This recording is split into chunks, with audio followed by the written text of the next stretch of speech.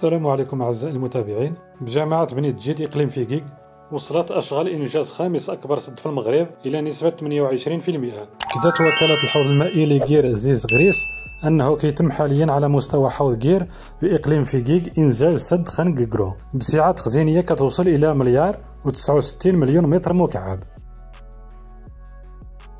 وأفاد مدير الوكالة المذكورة في تصريح خاص لمنصة الماء ديالنا أن كلفة إنجاز هذا السد كتقدر بحوالي مليار و200 مليون درهم، بحيث كيهدف إلى سقي الأراضي والحماية من الفيضانات وكذلك التطعيم الاصطناعي للفرشاة المائية. من بين الأهداف المسطرة لهذا السد أولا هو التزويد بالماء الصالح للشرب، بالخصوص الجماعات المتواجدة بسفينة السد كجماعة بوعنان وجماعة ولاد الشهير. ثانيا حماية المناطق المجاورة من الفيضانات وتطعيم الفرشة المائية. ثالثا سقي الأراضي الفلاحية المتواجدة بسفينة السد. وفي نفس السياق كشف مدير وكالة الحوض المائي لكير زيز غريس أن نسبة تقدم الأشغال بسد خنققرو بلغت ما كيناهز 28%، بحيث يعول عليه لتجاوز أزمة التغيرات المناخية وارتفاع الطلب على الماء الصالح للشرب والماء الخاص بالسقي. كما غادي تبلغ حجم واردات السد المائية السنوية 107 مليون متر مكعب، أي أنه من المنتظر أن يمتلئ في غضون 10 سنوات بعد الانتهاء من الأشغال ومباشرة عملية الملء.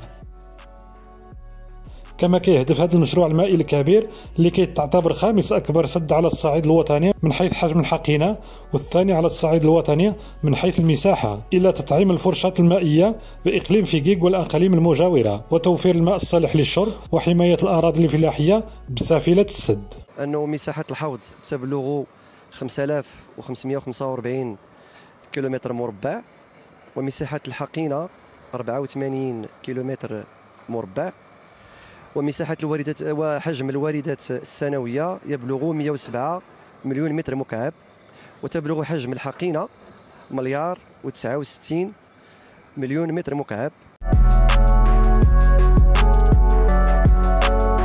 ومن المنتظر أن يخلق هذا المشروع حسب معطيات رسمية أكثر من 630 ألف يوم عمل خلال فترة الأشغال، بالإضافة إلى أنه غادي يساهم في تأهيل يد العاملة المحلية وفك العزلة على الساكنة المحلية والمناطق المجاورة له.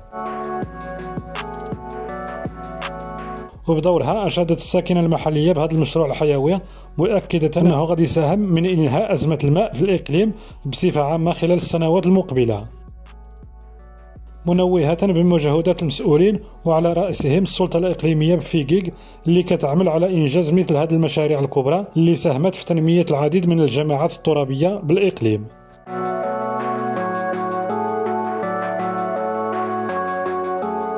وهنا وصلنا لنهاية الفيديو أعزائي المشاهدين. ما تنسوش تشجعونا بلايك والاشتراك في القناة وشي تعليق زوين، والسلام عليكم.